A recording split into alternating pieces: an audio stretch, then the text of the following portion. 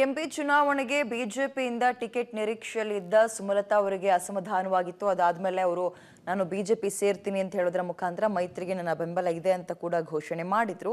ಇದೀಗ ಕೆಲವು ಪಕ್ಷೇತರವಾಗಿಯೂ ಸ್ಪರ್ಧೆ ಮಾಡ್ತಾರೆ ಅಂತ ಹಿಂದೆ ಮಾತನಾಡಲಾಗ್ತಿತ್ತು ಸುಮಲತಾ ಅವರ ವಿಚಾರದಲ್ಲಿ. ಆದರೆ ಮೊನ್ನೆ ಅವರು ಸಭೆ ಮಾಡಿದ್ಮೇಲೆ ಎಲ್ಲದಕ್ಕೂ ಕ್ಲಾರಿಟಿ ಕೊಟ್ಟಿದ್ದಾರೆ.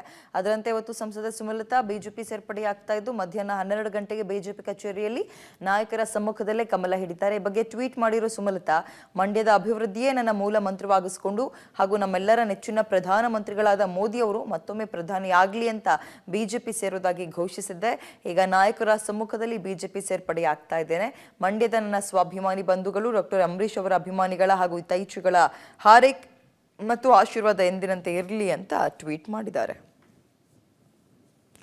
ಓಕೆ, ಸುಮಲತಾ ಅವರು ಮಂಡ್ಯದ ಹಾಲಿ ಸಂಸದೆ ಕೂಡ ಹೌದು. ಕಳೆದ ಬಾರಿ ಪಕ್ಷೇತರವಾಗಿ ನಿಂತು ಸುಮಾರು 1.25 ಲಕ್ಷ ಮತಗಳ ಅಂತರದಿಂದ ಗೆದ್ದಿದ್ರು. ಬಟ್ ಈ ಸಲ ಕಾರಣಾಂತರಗಳಿಂದ ಅವರು ಬಿಜೆಪಿಗೆ ಒಂದು ಸಪೋರ್ಟ್ ಮಾಡ್ತೀನಿ ಅಂತ ಹೇಳಿದ ನಂತರವೂ ಕೂಡ ಕೊನೆ ಕ್ಷಣದವರೆಗೂ ನನಗೆ ಟಿಕೆಟ್ ಸಿಗತ್ತೆ ಬಿಜೆಪಿಲಿ ಅಂತ ಅಂದ್ಕೊಂಡಿದ್ರು. ಬಟ್ ಬದಲಾದ ಕಾಲಘಟ್ಟ, ರಾಜಕೀಯ ಕಾಲಘಟ್ಟದಲ್ಲಿ ಬಿಜೆಪಿ ಜೆಡಿಎಸ್ ಎರಡು ಕೂಡ ಒಂದಾದವು, ಮೈತ್ರಿ ಆಯಿತು. ಪರಿಣಾಮ ಜೆಡಿಎಸ್ಗೆ ಮಂಡ್ಯ ಕ್ಷೇತ್ರದ ಪಾಲಾಯಿತು.